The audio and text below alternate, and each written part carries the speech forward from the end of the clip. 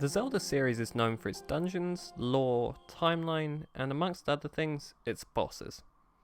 So here are my top 10 favourite bosses from the Legend of Zelda franchise. I don't have footage of me fighting some of the bosses, so I've taken it from other channels. Those channels will be in the bottom left of the clips where they come from. Like always, this is just my personal opinion, and spoilers ahead. Number 10. Phantom Ganon, The Legend of Zelda, Ocarina of Time. First up, this was an amazing end to an amazing dungeon. The Forest Temple is incredible, and having Phantom Ganon as a boss felt fitting as an ending.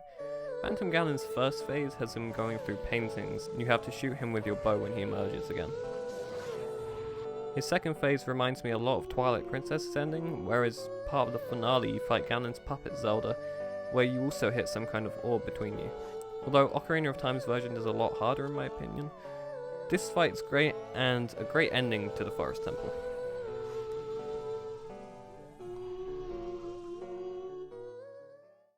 Number 9. Thunderblight Ganon, The Legend of Zelda, Breath of the Wild. Thunderblight is probably the hardest blight in Breath of the Wild, and the funnest, after a while. Dashing around, having a shield and being able to shock you makes Thunderblight a formidable foe. Getting a boss's fury after the fight is rewarding, especially the cutscene.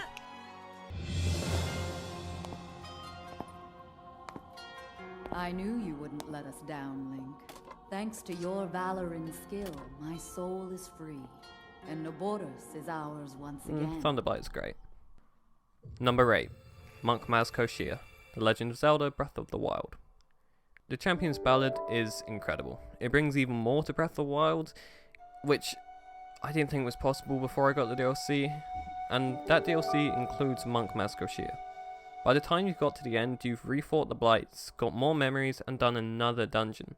When you finish the dungeon, you go to a room where you see a figure surrounded by translucent blue walls, like you've seen so many times in the game's shrines by now.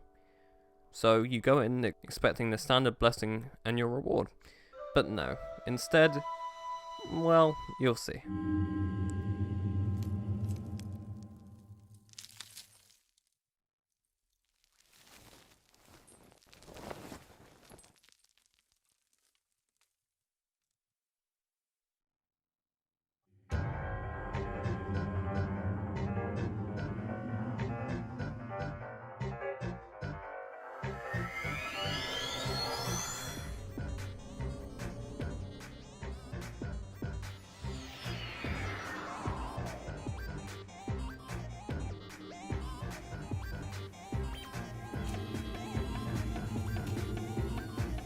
The early parts of the battle include him duplicating himself, which is just perplexing. He then increases his size by a considerable amount, and then you get to the end and are rewarded with the Master Cycle, which, trust me, makes it worth it. Number 7. Calamity Ganon, The Legend of Zelda, Breath of the Wild. This boss has two variants, Calamity Ganon and Dark Beast Ganon. We're going to be focusing on Calamity Ganon. This boss was fun for me because of the various attacks that Calamity Ganon did, such as the laser reminiscent of the Guardian's laser, which I've always loved fighting. The second phase of this fight surrounds Ganon in a glowing orange shield, which gives Ganon invincibility, which in my case wasn't as scary as it sounds. This boss was my first Ganon I ever fought, so it will always have a special place in my heart, but I'd say 7th is a good rating for it. Number 6. Usurper King Zant, The Legend of Zelda, Twilight Princess. I love this boss for a few reasons. One reason is, in this fight Zant transports you to different locations from the game, and because Twilight Princess is one of the longest linear Zelda games, you've been to the locations and know them quite well. Another reason is, I love Zant's character. He's such a good villain, and although he isn't the main villain of the game, he's a great one. You get a little bit of backstory in the cutscene before the boss, which is always good. Gotta love the lore.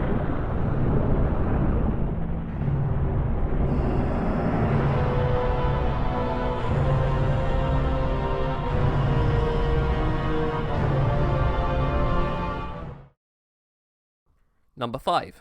Phantom Ganon, The Legend of Zelda, Tears of the Kingdom. I really love this boss fight for multiple reasons, which are, the fight is really fun. The fact that the fight is held within the sanctum in a pristine condition is really fun to have as an arena. And finally, that scene leading into the fight is awesome. Zelda walking around the room talking to Link in a tone unlike her usual, which gives you the feeling something isn't right.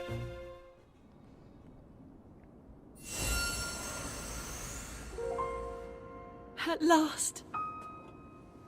I have been waiting for you to arrive. Now, Link, there is something here I want to show you.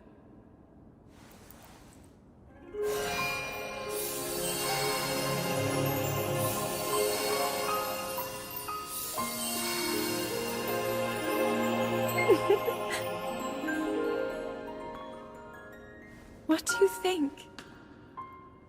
Hyrule Castle, perfect and glorious. Does it awaken memories? Memories of our time here? Well, really take in every detail. After all, this place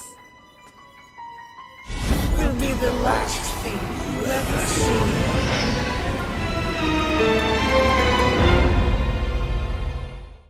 Number 4. Demon Lord Girahim, The Legend of Zelda, Skyward Sword. You fight Girahim several times throughout Skyward Sword, but my personal favourite time is the first. After finishing the Skyview Temple, you go through to a room, and then a bright light shines and the Demon Lord emerges. He's the first boss fight in Skyward Sword, so he's not the hardest, but presents a challenge. The mechanic of distracting him with your sword and attacking is fun, and a good use of the game's motion controls. People's opinion of Skyward Sword varies, but for me, it's one of my favourite Zelda games, and Girahim is one of my favourite characters in it. Number 3. Dark Lord Ganondorf, The Legend of Zelda, Twilight Princess. So if you've watched some of my previous videos, you'll know how much I love Twilight Princess, and the ending is no exception. The 4 phases of the finale include a 1v1 with Zelda, as mentioned earlier, a battle with Dark Beast Ganon, fighting Ganon on horseback, and finally a sword fight between you and Ganon. The reason I chose the final stage out of the 4 options is because if you watch my video about the Tears of the Kingdom Ganon fight, you'll know that I love sword fights in games, which is the main reason. Also, I love Ganon's design in Twilight, and fighting him one-on-one at the end is really fun, and the finishing blow is an amazing end. Number 2. Demise, The Legend of Zelda, Skyward Sword. Demise is the first main villain in the Zelda timeline, and he is the cause for the hatred chasing the hero through the ages, as he tells Link, "An incarnation of hatred shall ever follow his kind." Now for the actual fight, I feel like the game prepared you for the fight because his first phase has you fighting him in one-on-one sword combat, which you've done several times with Girahim by now. Then we get to his second phase where he will use his own version of a Skyward Strike. Or maybe it's a Skyward Strike, I'm not sure. But this is what makes him one of my favourite bosses, because Skyward Strikes are something you've used throughout the game, and then here is the final boss using your own move against you, which was surprising but also really fun to fight. The final blow is great as well, just like Twilight Princess. And finally, number 1, Demon King Ganondorf, The Legend of Zelda, Tears of the Kingdom.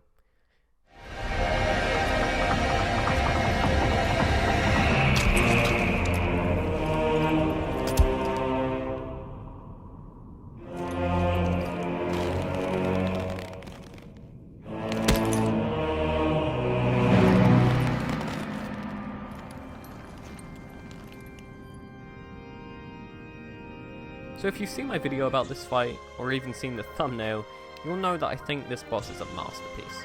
All phases from Gerudo to Dragon are great. This fight is amazing, and although I'm focusing on the stages before the Demon Dragon, it's still amazing.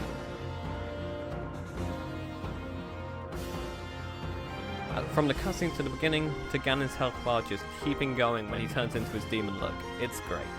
This is an awesome end to an amazing game, and I'm sure it will always be one of my favourite, if not my favourite Zelda bosses, and favourite moments from any Zelda game.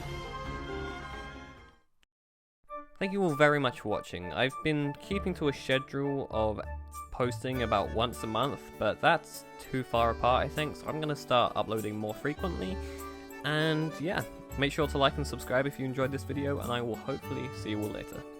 Bye.